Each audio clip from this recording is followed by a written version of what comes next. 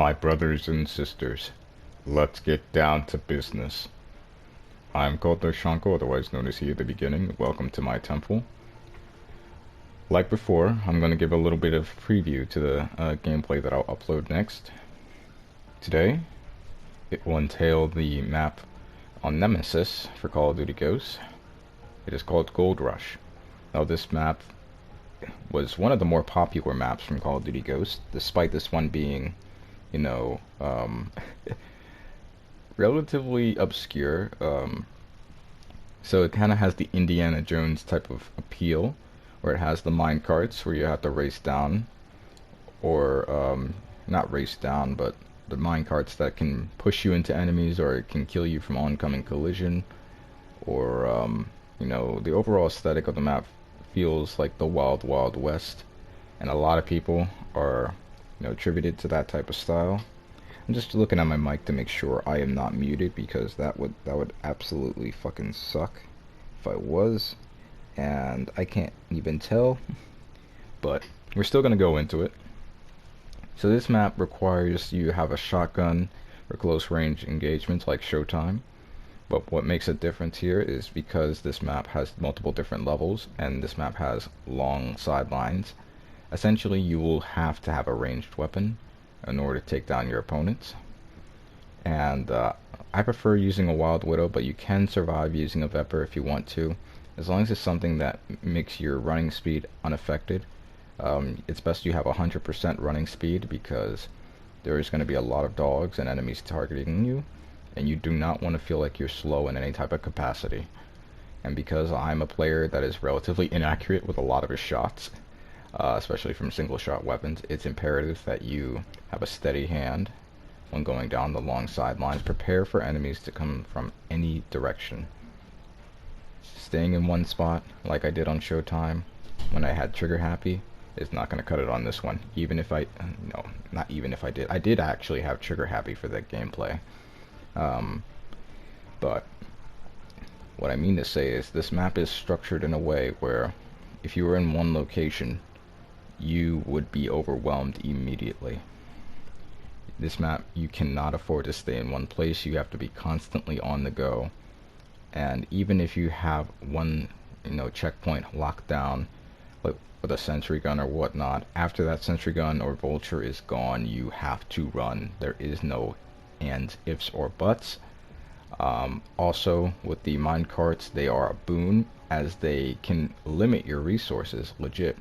So if a mine cart makes contact with one of the support crates or kill streaks, it will literally destroy it, and you are left without a resource. It's even worse when it's like the support drops. So you have to be in locations where they are less likely to land in the mine cart's path, because otherwise you're going to be left short short supplied. And that actually happened to me quite a few times during the course of this gameplay. But that said, it's still a great challenge. This map was one of the harder ones. Even after I played Showtime, I thought Showtime was a hard map, but no, this one was even harder. Because of the ranged combat, because of the spontaneity of the carts, because of the different pathways the enemies can take to take you out. It's just an emotional roller coaster, and terrifying if you ever have the not misfortune, but the aptitude to play this map. Now, on regular Safeguard, not regular Safeguard Infinite, on regular Safeguard you have, much better time because there's not as many enemies coming your way. But on Infinite, when there's probably like 40, 50 plus, just sprawled out across the map, just trying to take you out, you are going to have one of the worst times trying to defend yourself. So I concocted a little strategy that will work, and with that said, let the gameplay begin. My other maps, trying to see if I can actually get to wave 50 or over from the strategy that I tried before. If you hear dishes clanking around, that's my cat trying to finish the plate, so I do apologize if that causes any type of disturbance. Aside from that, I love this map because it's so hard. Pause. Alright, that's enough, sweetie. So, what I've been trying to say is, with this map, the mine carts are going to be a really, really big factor here. And I say this because the mine carts have the ability to destroy any crates that are set on their path. Under normal circumstances, I wouldn't be able to get 3 kill streaks, and here I managed to spawn in just the right location so I could get 4. But again, it's not a normal occurrence, but I took advantage of what I received. And I actually took station back here because wherever you're stationed near, it's better if you just stay in that location, even if it's not for the whole game. And on this map, you cannot stay in one location for the whole game. That's a fact. But yeah, this map offers a whole new strategy compared to the one on Showtime. The one on Showtime I had to do because I didn't have the perks I needed. But on this map, I actually did have the perks I needed, albeit I didn't have Marathon. But I still managed to survive past Wave 50 without Marathon. And it's very ironic because every gameplay before this, I actually had Marathon and I haven't been able to get past Wave 50. But then when I don't have that, and I'm actually more resilient and actually managed to surpass it, that just goes to show a level of resiliency I didn't know I'd had. But I wouldn't get in the habit of doing this particular map without Marathon. The only reason the only reason I managed to survive is a matter of luck and ingenuity. But on this map, it's completely randomized.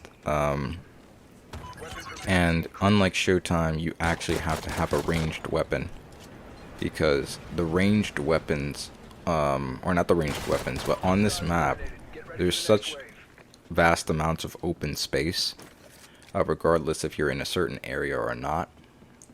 So you see all these long sidelines, that's plenty of room for your enemies to take you out from a distance.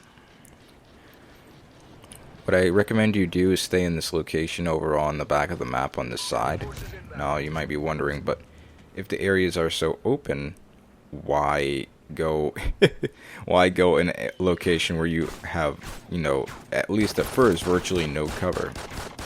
The thing is, you do have cover if you go in this location, but it's not something that you would immediately see, and I'll show you.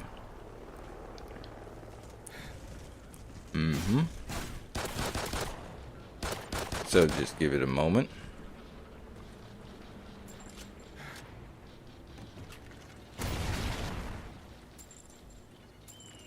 Yep. So as you can see on this hill, if the enemies start coming from that side, what you can actually do is go prone, right like near where the little slope begins to descend, and you actually have a form of cover that way. They, for whatever reason, cannot shoot past that. Or you can go along the tower over here and take out enemies from this side and wait for your enemies to get closer so you could take them out from the other side. So the cover, it's not like stationing yourself behind a wall per se. It's cover that is rather unorthodox. It's cover that is reactionary. It's not like, again, it's not a station. And you'll see that, on the higher waves, I actually do not stay in this spot for very long. Even though I start here, I always want to make sure I start like the wave standing in this location, because that will help control the spawn patterns, and the spawn patterns are a really big deal. So it's unlike Modern Warfare 3 survival mode, where you essentially have to, like, you've heard of spawn trapping probably in Modern Warfare 3 survival mode, where it gave you the ability to get claymores and C4s and all that type of stuff. But on what was I gonna say? On Ghost, there's none of that. You can't, spawn trap any of your enemies. You can't, set up waves so that a lot of your enemies die before, they even have a chance to come to you. That's not the thing. You have to take advantage of what you're given at that given moment. You can't lay anything across the map to, help blow up enemies at certain locations. You wouldn't even have the amount of resources to do so, let alone like the prep time, because you have no idea where they're going to spawn. All that you know is that they're going to converge on your location, And if you're in a certain location, they are a certain distance away. So the spawns are completely random, and the fact that you don't have mini-map to help you, check out where they're at, it just makes things so much harder, and that's why I kind of like this. The challenge that this mode presents me is one where I have to overcome the insurmountable odds, and that's kind of what coincides with the Facing the Mountain, which is my slogan for my books. Read that, by the way. But yeah, as you can see, I'm using the Vulture. Same strategy I used on Showtime. Overall, I think it's a better strategy to use a Vulture because, it's a drone that helps, lock on automatically the target. It's almost like a sentry gun, but it like follows you around. And I really do like that. Don't matter where you are, it will follow you. But it only lasts for, like, I think about a minute. I could be wrong, though. But it has a shorter duration period than the sentry gun does. So, if you can help it, always call in a Vulture on dog waves. That way, your sentry guns can be more of use on, like, for 2 waves. You'll see on this gameplay where when I actually do place my sentry gun, I make sure I hold onto it after a wave ends. That way, it can be used for longer. And forgive me if I seem a bit out of breath. I do have a hiatal hernia still, but also from work I do speak quite a bit.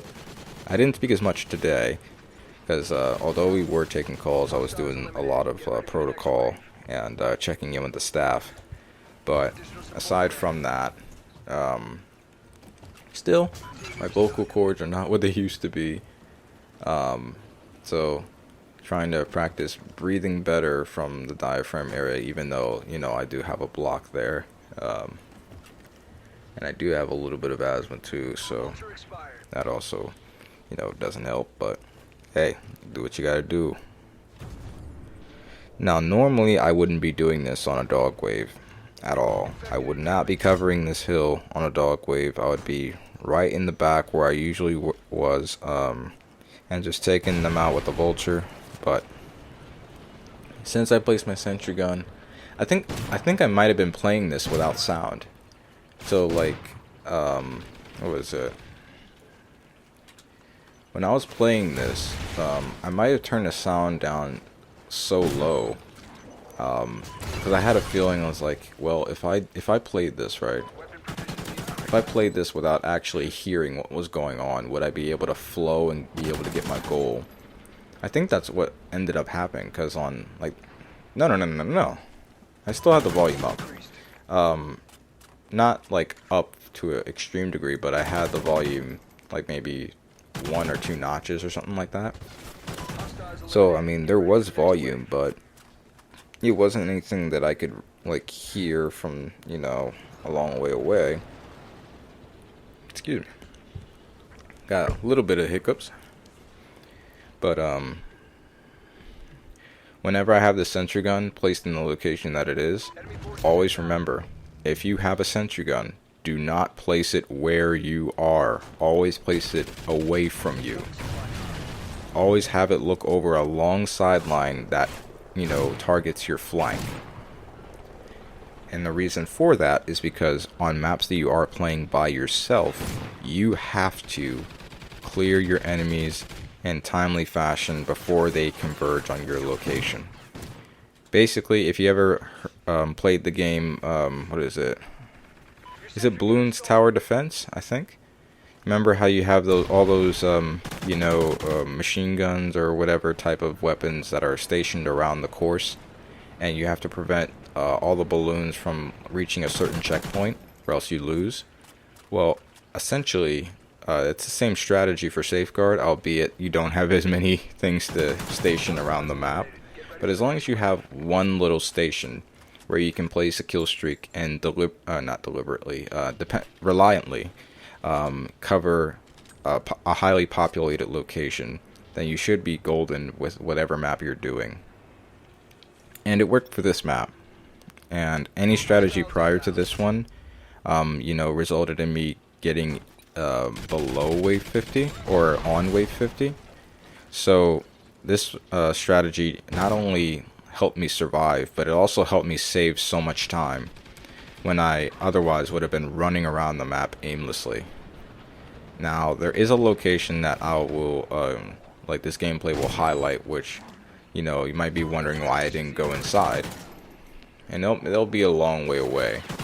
So, when it pops up again, I'll do it. But, until that happens, you know, you're gonna have to see me lock this location down. With the riot shielders, the IEDs are their bane. And, you know, overall, I love fucking over the riot shielders. They are the main things that kind of get me killed in these game modes. That or the dogs. The guys with the guns don't really light me up too much. It's mainly the dogs and the riot shielders because of their ability to swarm you in such an insane amount of time. Or if you are so unlucky to get, you know, cornered by a riot shielder, or even if you're damaged and a riot shielder is just right around the corner and he tries to melee you, you could die from that. Especially if you get to past wave 40. Like, it is ridiculous how much they are able to be a threat in this game mode, so you really can't write them off.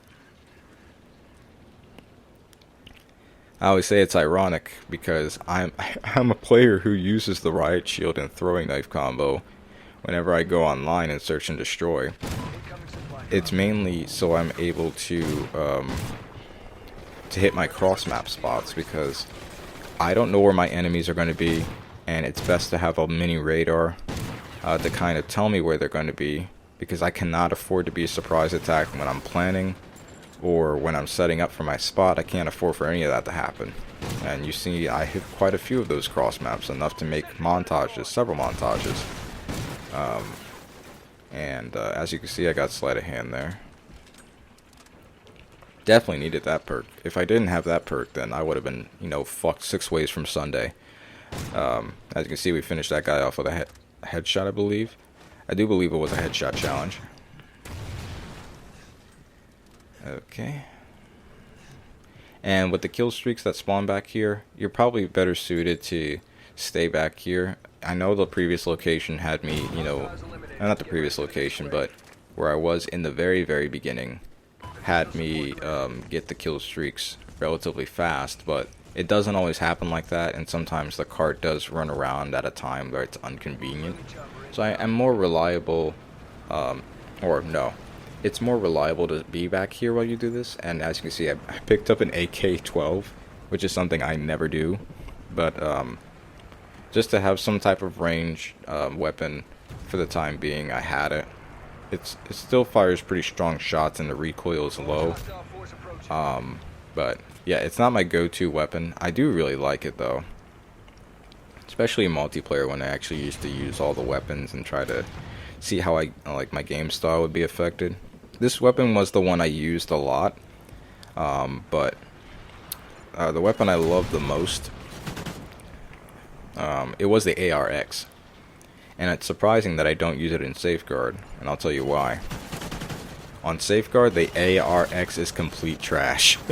I'll tell you right now, it is complete trash, and the reason for that is, for whatever reason, the recoil is magnified on that thing in Safeguard. Normally, whenever you're playing with that weapon in multiplayer, that weapon, it still has quite a bit of recoil, but it seems like more controlled or something like that. On Safeguard, with the sight that it gives you and the recoil that it has, it's very jumpy. It's too jumpy. And again, with the dogs out, I, for whatever reason, placed a sentry gun there when I shouldn't have. But, I had my AK-12 out, takes out the dogs pretty quickly. I can't really complain with that result here. And since it's wave 13, and then it's gonna cycle? Oh my goodness. It's gonna cycle through 15. There's no riot shielders. This is the only set of waves that do not have riot shielders. Before wave 9. Or not before wave 9, after wave 9. So, waves 2 through 8 will have no riot shielders. And then waves 13 through 15 will also have no riot shielders. So I kind of use this time to try to stock up on any green crates that I possibly can get. you know, using my automatic weapons, they do help the support meter, or the support drop meter fill up faster. So that's one thing to keep in mind. That's actually how I managed to survive wave 54. It's because the support meter filled up tremendously when I accidentally picked up that M27 so late in the fucking game. Overall, it was a really good time. I really enjoyed that gameplay. Even though I made a really dumb mistake, I still managed to be resilient and, you know, use my stupidity to my advantage. And, you know, it even got me trigger happy at the very end, and I stood my ground to face the onslaught of enemies that were coming my way. I was never going to be able to pass wave 55 on that map. At least not with all the things that I've been, you know, drained of or forced to do. You do see I picked up the Wild Widow pretty early here. I don't usually get it that early. But on a map like this, in the higher waves especially, you cannot afford to look and shoot at your enemies repeatedly at a distance. The map will be designed and the enemies will be so fucking strong that you have to finish them in one shot or else you're fucked. And I mean that in every sense of the word.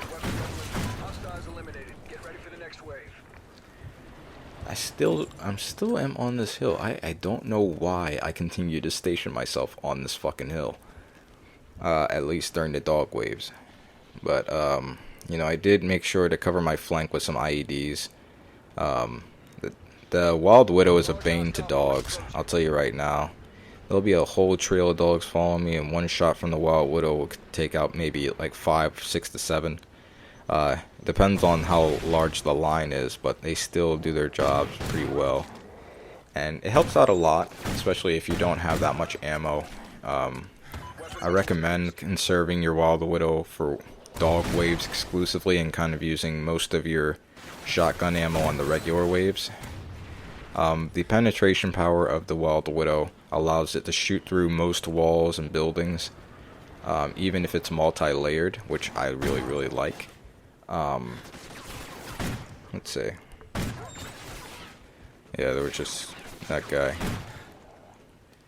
If there is a field order and it comes like directly before, what should I say, me using my kill streaks, or if my field order is dependent upon me using kill streaks and I know the wave after the wave that it's summoned on is harder, I actually will like not use any kill streaks in order to make it. I did that on my previous my previous gameplay of Goldrush when I uploaded it.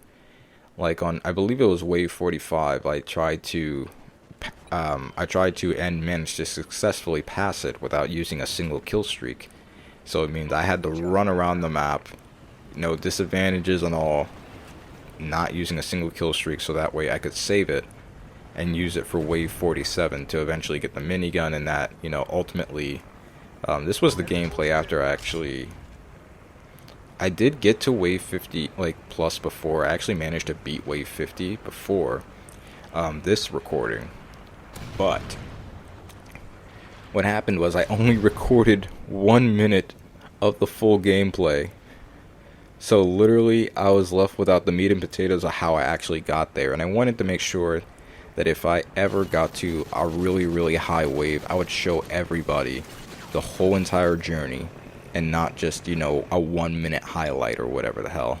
I wanted to make sure that I could, you know, kind of go over the strategy, what I did on some of these waves, and help you guys understand the overall design of the map and the nature of how these guys intend to fight you. You know what I mean? So, you know, right now nothing extracurricular is happening. This is kind of where I start steering away from the hill and just, you know, stayed my ass back here. Didn't have a vulture this time around, but I took advantage of the Wild Widow and its ability to get collateral targets. And that's what happened here. I think I ran out of ammo from my Wild Widow, and then there was a team restock right there. I was like, huh, okay, thank you. You know? And okay, that was reflex. So right now I'm looking at the whole like game recording as like it's through a tiny little lens.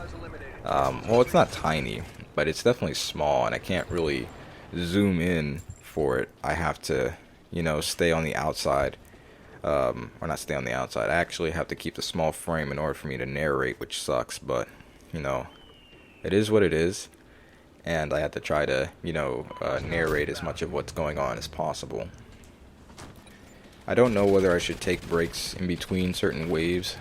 You know, the waves where the strategy doesn't deviate and, you know, nothing special happens, but, you know, I might find something to talk about in the gap. Despite, you know, the long day of work, I'm still very talkative right now. I'm not going to include a lot of personal stuff like I did in the Showtime video. I think it was a bit too much. And to be honest with you, I'm more of a private person, so, like, I know I have a lot of talents. I know a lot of stuff has happened. And, you know, I am open to share some of those things, but I will not do it on a regular basis. Only when I feel like I cannot, like, keep it inside anymore. But for right now, the gameplay is focused mainly around Goldrush, and I wanted to make sure I keep it completely a buck. Again, hold your sentry gun in the middle of the wave you just completed. That way it can last for longer. And sometimes I wait for, like, maybe 10 seconds before I actually release the sentry gun, or maybe 5 seconds. It depends on the wave, but it definitely will last you a very long time. And sometimes, if your sentry gun kills a guy and he drops a team restock, it's imperative that you look at the bottom of the mine. That way, if there is a team restock down there, you cannot miss it. And if there's enemies trying to flank you from this side, and you're trying to get the team restock from the bottom of the mine, then the IED will be able to halt them. And then, you know, you would throw some more after you got the team restock, of course. It's all a matter of having all of your covers, you know, based. No, I'm not, no, that's not how you say it. All of your covers based. No, covered all my bases. There we go. Oh, like, what the fuck? Based on my covers. What the fuck does that mean? Yeah, my English is faltering. You know, ironic since I'm an author. My English is faltering, but, you know, everybody has their, you know, coming quips with the English language. Everybody fights that thing sometime. Sometimes they cannot say words to save their life. And if it was up to them, you know, trying to have a spelling bee and their life was on, you know, hangs in the balance, I'm pretty sure a lot of us would have got killed by the end of the 5th word. But aside from that, we're just rolling right now with the minigun.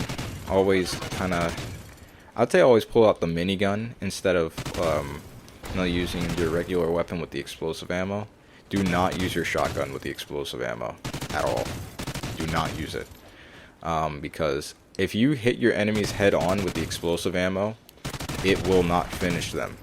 You have to shoot the ground that they're walking upon in order for you to get one-hit kills with the shotgun with explosive ammo. It will not help you any other way.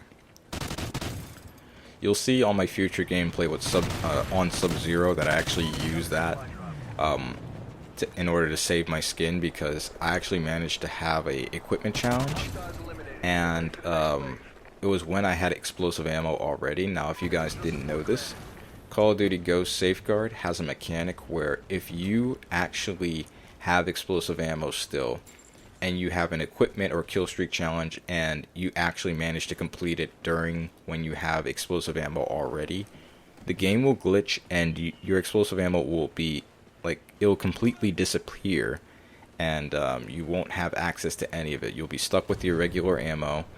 And it's best to have, like, if you actually do manage to complete it, it's best to have your regular weapon out, because your minigun will disappear and it will kind of glitch you where if it looks like you don't hold any weapons. But if you have your regular weapons out, it will only switch, like, it will do something where it looks like it's about to switch it over, but it actually, you know, comes back out. So that's just something to keep note of. As you can see, I'm completing these waves rather quickly.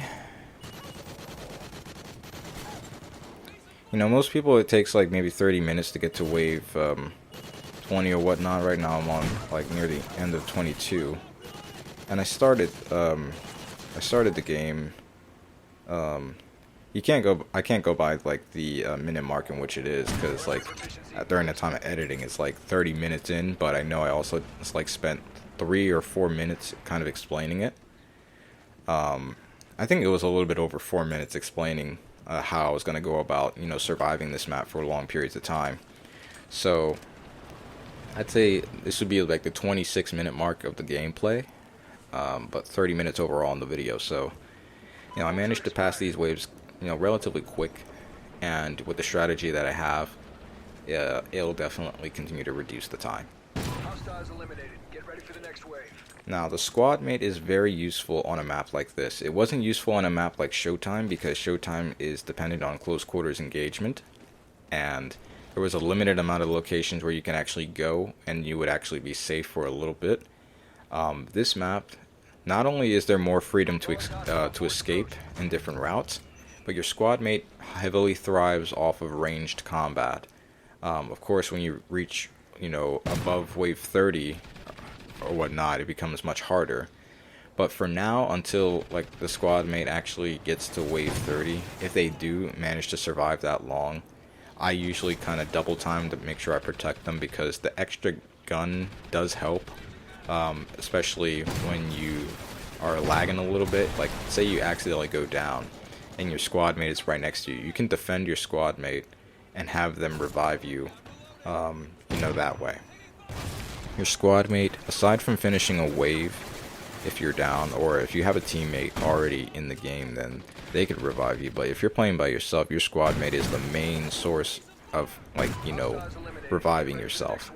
So you want to make sure you protect them as long as you can, and you do not want to use your second squad mate that you get after wave 20, because at least until you, if you go down during a certain wave or whatnot, you're gonna have to use it.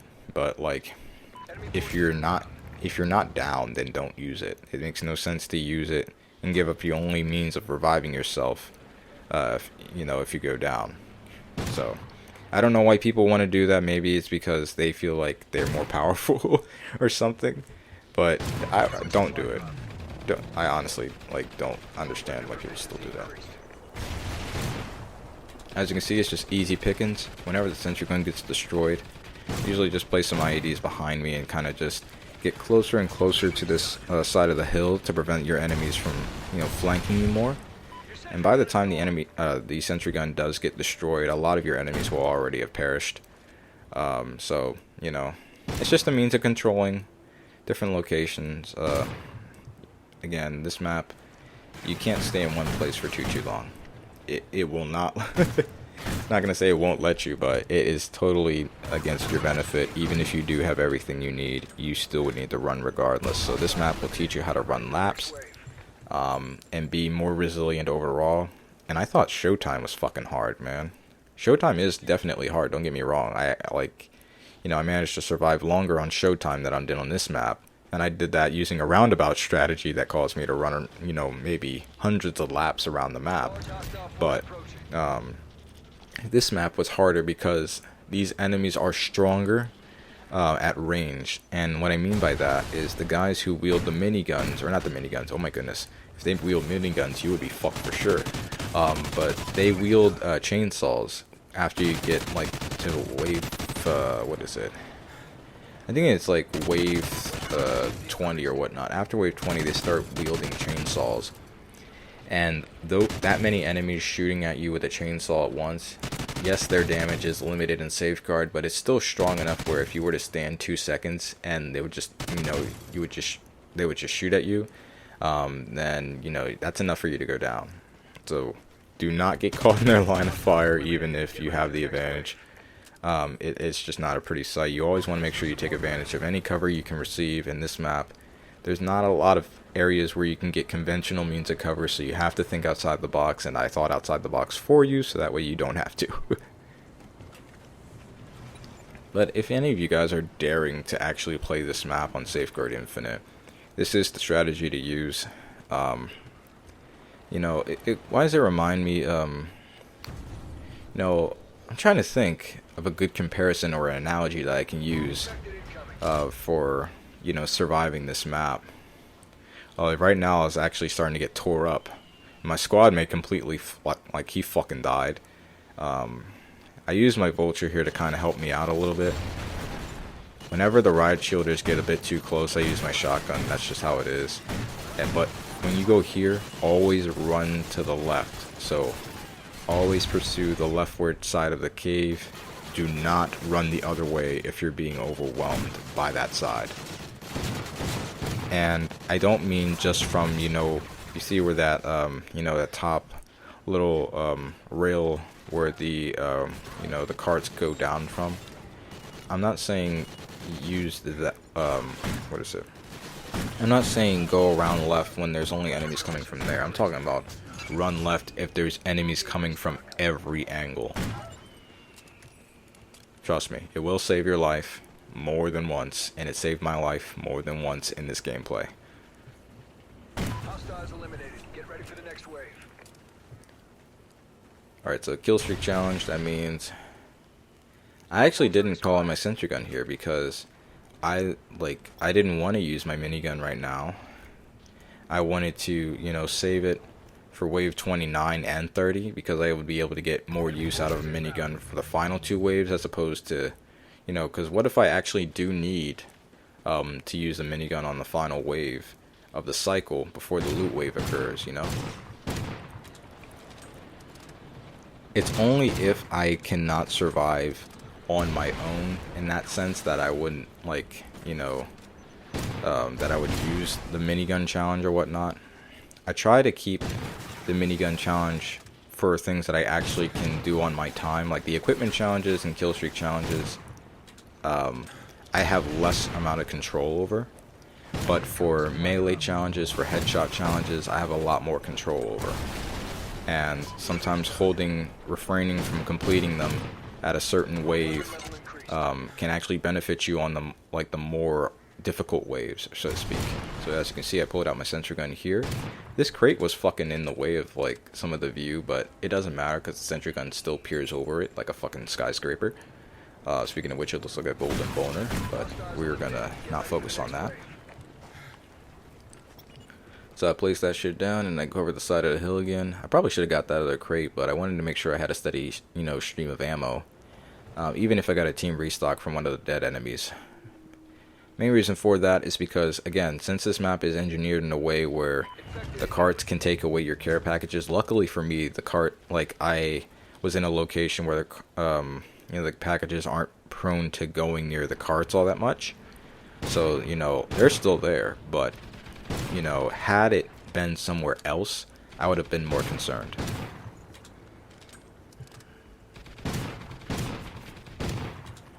And when you use the shotgun and Wild Widow, your support meter drop is not going to go up that much. It won't. Using automatic weapons or your sentry guns or vultures, those are what's going to bring your support drops up. And also, of course, the minigun that you get too when you complete the challenges. So you want to make sure you have as many crates around as possible. I'd say once it gets about halfway to the support drop, then start picking them up. But until then, kind of rely on the team restocks to kind of fill your ammo up. Again, now you guys' goal might be a little bit different from mine because, anybody who plays this map hardly gets past wave 30 on their own. And then, if anything, when I see teams usually do this, they usually die around wave 38 or so. Me and Jared kind of practiced the strategy of running around the map, so we were able to survive for longer. And legit, we actually, we actually set the 2-man world record. We actually got to wave 50, I think 54. I think it was 54 together. And we were actually in a different location. We were in the back towards where I originally spawned. But that worked more for 2 players than it did for 1. The only reason I'm doing this one right now is because it works better for singular player. When you're playing on a team, it will also multiply the amount of enemies that you face.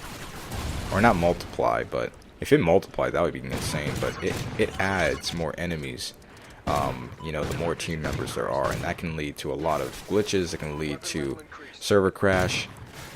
It could lead to, increased fire from multiple angles. So, again, you got to choose what works. So here, once something actually, spawns there, I get it immediately. I don't waste any time.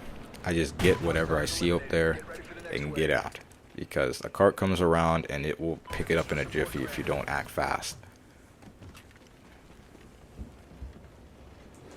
Yep. Oh man.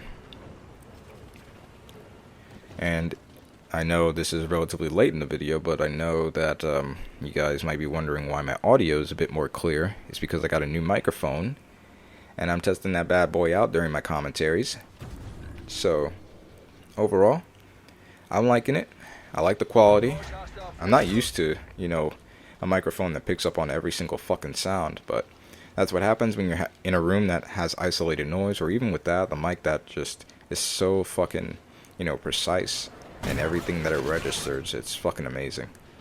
I was just like, I'm not a stickler for technology, but I ain't gonna lie, I was like, oh, my first little microphone, oh, and then, like, I don't know why. Since I'm an author, it'll definitely, or not just an author, since I'm a narrator, it also will help to have a microphone to, record the audiobooks that I will set out in the future. Again, the audiobook that I'm doing for Savant the First Mountain right now is not, it's not, going to be released anytime soon. Because of the type of job that I do and because my vocal cords are not as strong as they used to be. So I kind of have to ration everything out. And, working on my book at this time is kind of taking a back seat in my life for the first time in years. Ever since, the grieving and all that type of stuff. The grieving is very, very powerful. It can make things that you once enjoyed kind of seem a bit either overwhelming or boring. And that's kind of what happened with me in the books. I feel like, I used to write all the time and it used to be my equivalent to breathing. But now that with all the grief that I'm experiencing and whatnot, not to mention all the other stresses on top of it, it kind of feels more like a responsibility than, a means to express myself with the world, but I still kind of view it as a means to express myself. I do have periods of time where I work on it non-stop because I feel like it's just something that needs to get done. But aside from that, I used to define my life, my worth by how well I was able to, write, how much my books would sell, how much of a good author I would be. I used to base my worth around that when I got really, really in touch with the writing aspect of being a storyteller. But with all this grief, as hurtful as it can be, it actually is teaching me to take account and actually focus on the necessary aspects of my life. And that doesn't, you can still have being an author as a passion or maybe even a sense of purpose, but right now, just living my life and taking my time with everything that I'm facing is kind of my true purpose right now. And I wouldn't have it any other way. I wish there would have been a better road, or not a better road, but a less painful road to, achieve the same point. But, it is what it is, and it was meant to be. So I can't help but, say that I'm grateful to be able to still breathe another day, to still be able to work on that which gives me hope. So, I'm overall blessed. I have a roof over my head, I have a loving family, have loving friends. I wouldn't have been able to discover that had I not, or not discover that, but I wouldn't be able to truly appreciate it had I not been single for as many years as I have been leading up to this point.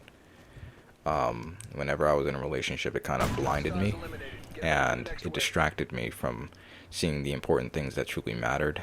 Now, I'm not going to say in the relationship that I was in, that a lot of things in that particular thing didn't matter, because a lot of things definitely mattered in that relationship. But I was losing my sense of self in that relationship, and I was refraining from doing, in the context of things, the right thing, while being afraid to lose someone that I loved, even if it wasn't completely necessary. I wanted to maintain the mentality that I would never abandon anybody, even if, I could feel the bond, the verge of slipping. And I knew, months, I think several months before the relationship actually ended, that I was like, you know what, this is not the one. I whispered it to myself. I was like, this is not the one. But I still didn't want to abandon that person. I still wanted to be there to support the person as much as I could, because, like, again, you don't know how people can take abandonment. And sometimes it sets them off the edge. It sends them to do crazy stuff that's out of their character, their typical character anyway. And I know how hurtful that can be. So, you know, I was never going to pull that trigger. If it was going to happen, better to have it the other way. But, you know, I was also, you know, just a mess emotionally at that time, and I needed time to recover and heal myself, fix all my standards that I have, rebuild myself from the ground up. And, you know, it's been a blessing to do so. Had the help of a lot of, like, you know, different people to kind of, you know, get me to that point. You know, I'm blessed with a job that, you know, the staff love me over there. I have to understand that it's just a business, and, you know, I could be released at any time, or I could expect to be released at any time. But I also know that just the warm interactions that I had and will continue to have, not to mention, the teams are just so freaking kind and pleasant. Really great trainers.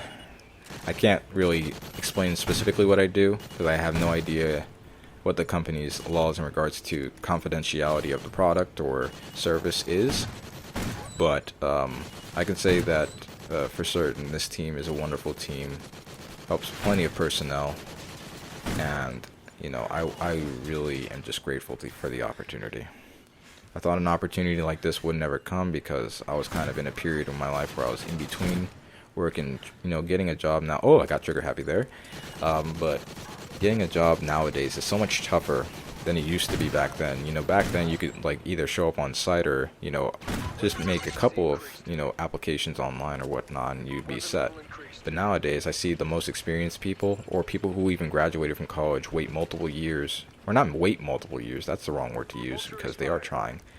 But I've seen people who graduate from, like, college or whatnot, who are left on the waiting end in regards to work for, like, even multiple years.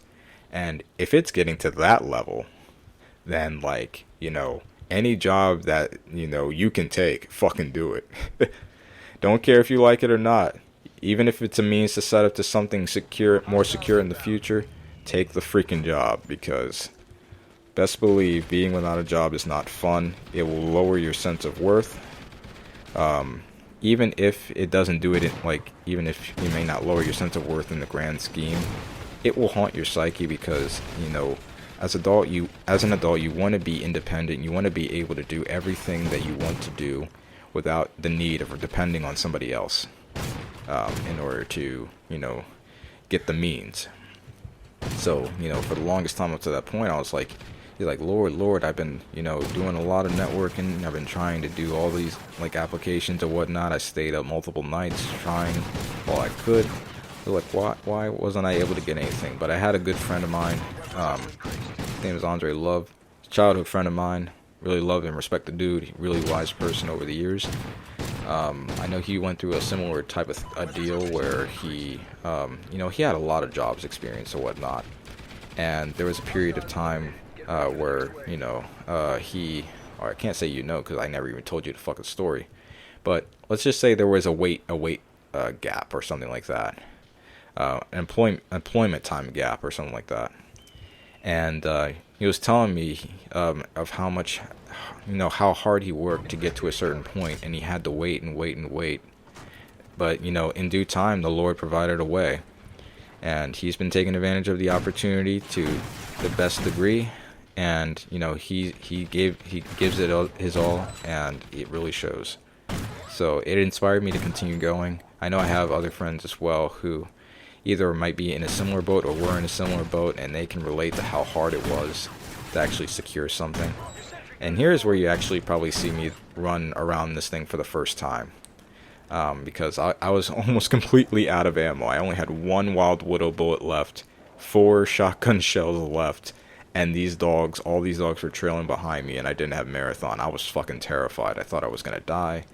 But, you know, I had the Vultures still left, so it definitely did help with getting the support drop that I needed, and reserving what little fucking ammunition I had left. So that's just, you it's really imperative that you know when to use the kill streaks. Do not just use them every fucking wave or whatnot. You want to space them out. It's all about pacing and timing. If you use all of your kill streaks out at once, you won't have any spare ones when you truly need it. And luckily, I had a headshot challenge that I was just on the verge of completing the previous wave, so once I completed enough, I managed to, relocate myself and use the explosive ammo to kind of clear a path. I know I probably could have taken out those guys back there if I really wanted to, but again, I had the vulture. I didn't want to take it out because it could be of use. And plus, all the freaking support drop ammos were over there, and once my minigun does run out, I would still have to get ammo from somewhere. I couldn't depend on a team restock at the time. I just wanted to make sure I was completely secure. Yeah. So I do believe this was a headshot challenge, which is something that can be done completely on my own time. And I took advantage of it. Having trigger happy in the place of marathon, I never would have thought it would be able to work on a map designed so, voracious as this one.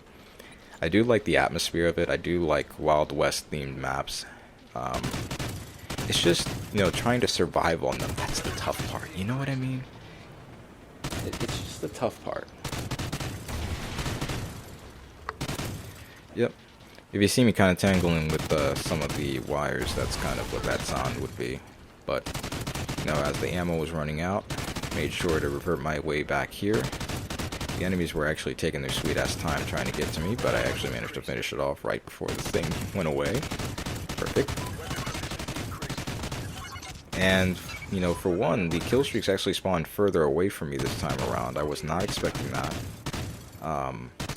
Usually they'd spawn back there, but I guess because I completed the wave, like, maybe midway between the hill, and it kind of recognized that I was closer to the hill than further back here, it might have done that. So, location really does matter, and this forced me to kind of, let loose a bit more on the kill streaks that I had at my disposal.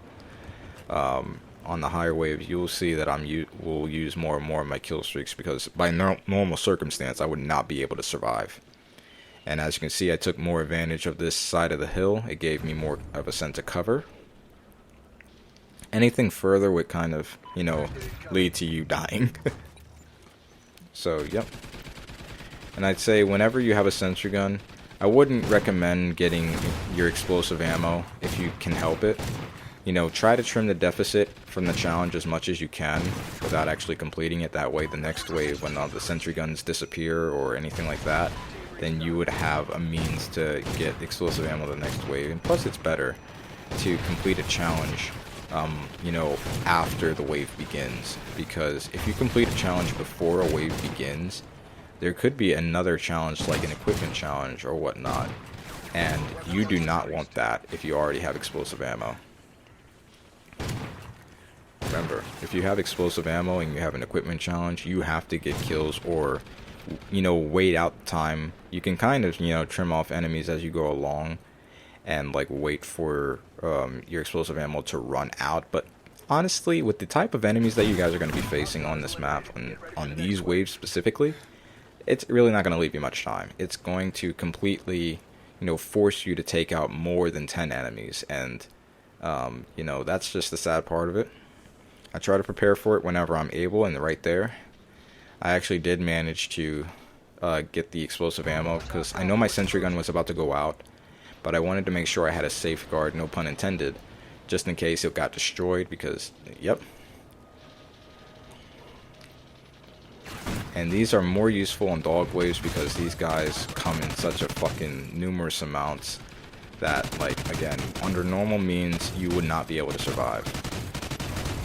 At least not that well.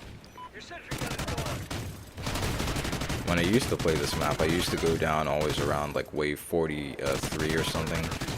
I used to go around wave 43, wave 44, or even wave 47. But now I've gotten to like such a good point where I'm able to survive up to wave 50. And then like go down on wave 50 but still have a squad mate left over. So I practiced this map. I've practiced this map maybe around 100 times or even more. And I used to do most of that practicing when I used to have my PS3 working. I always had the knack to try to survive long waves on this map ever since I did it on Showtime, because I knew that if I could get to wave 50 on Showtime or over, I know I could do it for the rest of the maps. And, you know, for the most part I have. So as you can see, I'm going around this end, but these guys were tearing me up. I think this was... This another headshot kill? No, it was an equipment kill. So I actually managed to wait it out and complete the challenge. And this is the actual place where I was talking about in the near the beginning. Where it's just like it's a station where you're not as likely to be targeted from behind. I mean, it's double-sided. But the reason why I didn't go here is because your enemies are so fucking strong that you cannot let them go up one side. And this spot would be pretty much null and void by this point had I not had the minigun. Even if I had a sentry gun in the very back, you know, near the train, watching over that area, the enemies would still flow through and I would still have to cycle through both sides, and not to mention it only gives me 2 areas of escape. On a map like this, and because of the high waves, you need multiple avenues of escape. You have to have that. You can't afford to be trapped, because once you're trapped, there's no getting out. You can throw as many stun grenades or IEDs as you want, it will not trim the deficit. And here, when I found myself getting, you know, shot up from that wall, I made sure I used the tower, getting closer to it or doing whatever I needed to do. That way I would be able to, you know, be able to survive. And as you can see, even with the explosive ammo being, you know, ripping away, these guys are so fucking strong that I still have to take cover with this thing. So don't be bold and jump out of the open, but best believe me, that's gonna lead to your death. And again, you take out the stragglers if you decide to run around the map. Main reason why I didn't run immediately there is because I thought there was a limited amount of enemies left, but there are plenty of enemies to go around, and you know, keeping running, that's the best option. So as we see, I actually took advantage of you know, the location of this care package here. I threw some IEDs to cover my tracks, just in case an enemy got close. But you can see here, there might be an enemy back here, enemy or two. There might not be. You know what, now that I think about it. Oh, yeah, there was. So, you have to finish them off in one shot. Otherwise, they're going to light you up. And I think there was only a couple enemies left. I could be wrong, though. No. So, I tried to trim the deficit from over here. And then there was a riot shielder that came from the other side immediately, so it kind of scared me. But, you know, once I started missing my shots, I was like, okay, I gotta regroup and take some cover, which is what I did. And, you know, usually when you see the orange highlighted enemies, it signals the end of the wave is approaching.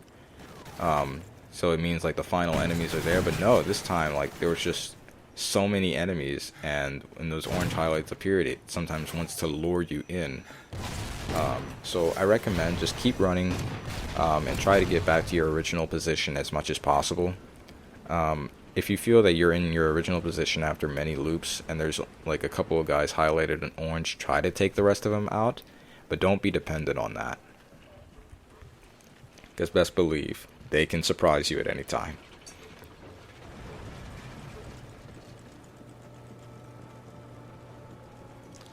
So right here, I made sure I took out the rest of them, kind of bobbing and weaving using the hill for cover. And it seems there's only one guy left.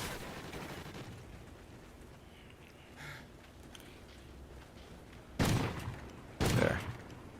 So make sure you're at least near this tower before the loot wave starts, because otherwise you're not going to be able to get as many kill streaks. So I called in the vulture there and managed to secure it. I don't know if I actually managed to get that sentry gun in time. I think I did, but just by the skin of my teeth. And after every loot wave ends, you have 5 extra seconds before your wave starts. So again, I did that little jump just to make sure no enemies spawn to my left, because sometimes that does happen. But yeah, I'm on wave 47, and you know, I haven't went down yet.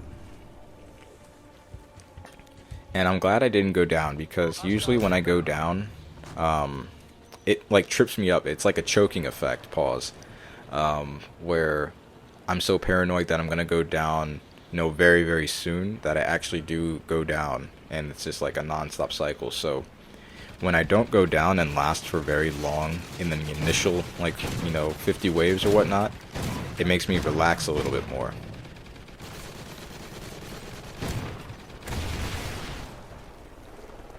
Because, you know, my goal is to get wave 50 or more. I don't know for some of the other maps, like some of the other maps where I died on wave 50, I don't know about trying that again. Only because they were so fucking nerve-wracking and tough to beat, and it wasn't fun. Like, you know, these other maps, like Behemoth and Collision, I didn't really enjoy the design all that much. I just wanted to make sure I survived the wave, because those maps practically, under normal circumstances, have no conventional means to get to wave 50 at all, even wave 40 on your own. But of course I managed to find a way for that. The same could be said for Strike Zone, for both versions, chemmed and unchemmed. I managed to find ways that actually made you survive above wave 50. But, you know, by conventional means it would not have worked. When my sentry gun was, you know, close to being belly up, I used my vulture, because again, I can't outrun these dogs. There's going to be tons of dogs behind me, and the vulture, again, it will follow you, so it can take out any enemies that are trying to flank you, and that's exactly what I needed here. And I made sure I do not look to the right, because that will distract me and cause the enemies to swarm my backside. So you can see how hard it is to kind of, you know, stay focused on the path. I always go back here, and I try to get some kills along the way. As you can see, some enemies were over here, and I was kind of panicking. I was like, no, no, no, please don't get me, please don't get me.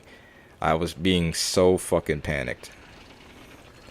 And whenever there's an enemy at the top of that railing, you see that? I had to jump. I had to literally jump to make sure I didn't die in that setting. Otherwise, I would have went down, and that would have been fucked up. I usually go down right very, very close to my goal. And, you know, that happens as a way to kind of trip me up. Again, but sprinting towards the enemy and kind of shooting them with the shotgun right afterward just clears the path easy. That's why one-hit kill weapons are imperative if you want to survive this map. And the fucking melee challenges, man. I hate the melee challenges. Even though I can complete them on my own time, it doesn't mean I want the challenge.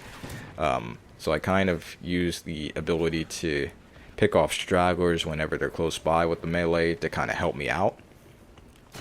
But I prefer not to have that challenge altogether. I mean, maybe 5 melee challenges are enough. But 10 is a bit too much, especially with the enemies being so strong and with the enemies being so numerous. It just goes to show that, like, this map will force you to be resilient regardless of what's placed in front of you. You have to be resilient if you want to survive high waves on this map. No amount of, I mean, you have to have a decent amount of reflexes too and awareness. You have to know what, you know, if those carts are coming, to move around, because sometimes people will not notice the carts coming and they will push them right into the enemies and will fuck you up. It actually happened to me on the first couple of times that I tried this map on PS3. But, you know, ever since like the first 5 tries, I've actually managed to, you know, not get pushed by a cart whatsoever, and managed to use the carts to my advantage. You know, the carts are actually very interesting. They can count as equipment or kill streak kills on this map for safeguard, which is very, very much a heaven sent in case you run completely out of ammo. There was some lag there. I apologize for that. This is just a recording of the game, so I didn't know this actually occurred at the time. And since I didn't actually view the lag during, when I actually did the gameplay, that was interesting to see. And it does cut bits and pieces of the gameplay out. I'm sorry about that as well, but, you know, it does happen. But it doesn't cut too far out, you know. There's not, you know, whole wave gaps missing. It's just like, you know, maybe 20-second lapses or something like that, at most. So it's not that bad. And I kind of use my stun grenade to, you know, get the riot shielders slow just enough so I'd be able to melee around them. But as for the rest of these guys, you know, I tried to, you know, do some meleeing on them.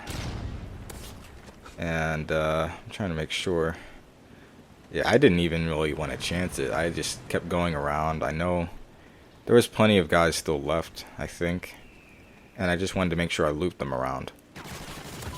So if I loop them around to where I was originally stationed, then that will help me out.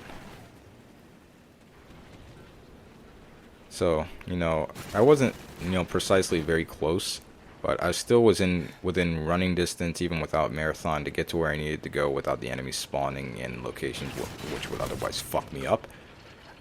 So, place the sentry guns down. Get ready for the next wave. And, yeah. Again, for melee challenges, never try to complete them all at once. Never try to do that, because the moment you actually try to confront a group, you're fucked, especially in the higher waves. Like, it only takes maybe one or two of them to take you out. So, do not confront the group unless you're in a spot where you're stationed, like, in one location and, like, you wouldn't be targeted from behind. I still wouldn't recommend doing it. Unless your enemies are caught in like a jumping animation, and again, that's very rare. And sometimes if they're caught in a jumping animation, they actually might be smart and try to, you know, stand on the outside of where they need to jump and then try to melee you. So again, I do not recommend trying to get all your melee kills at once.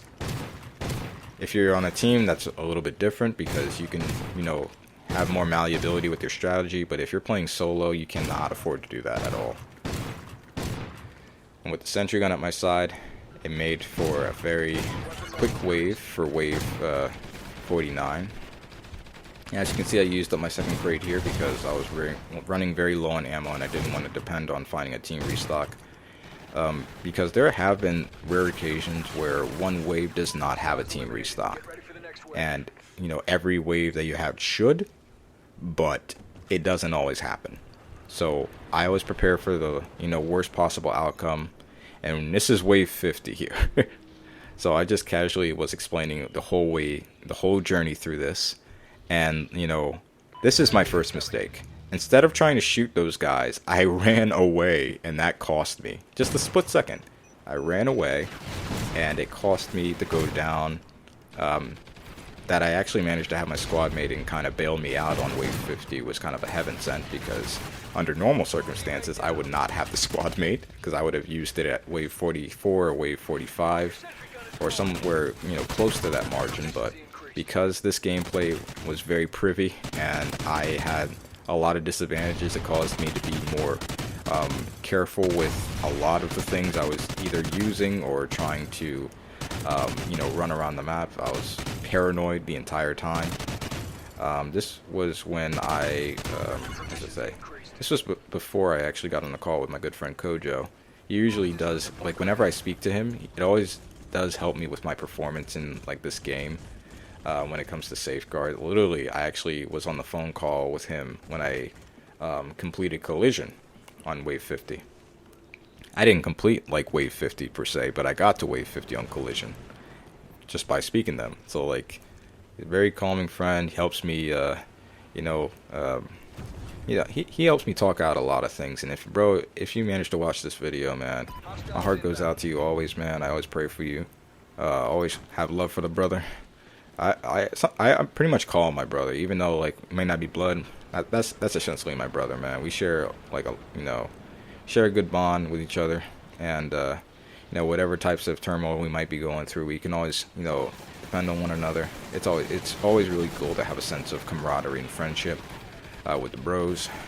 And there's something that brotherhood is just, it's so very sacred, and it's not, you have to be a fool to fuck that up.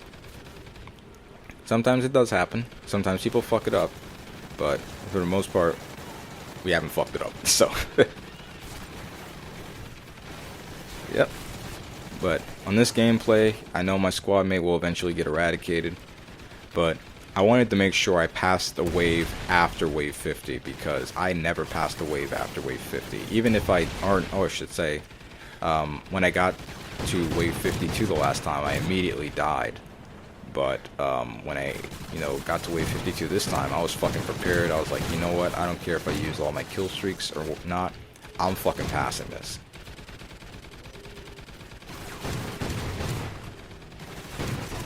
Yep. And the last guy was a bombardier, and I was failing my Wild Widow shots so bad.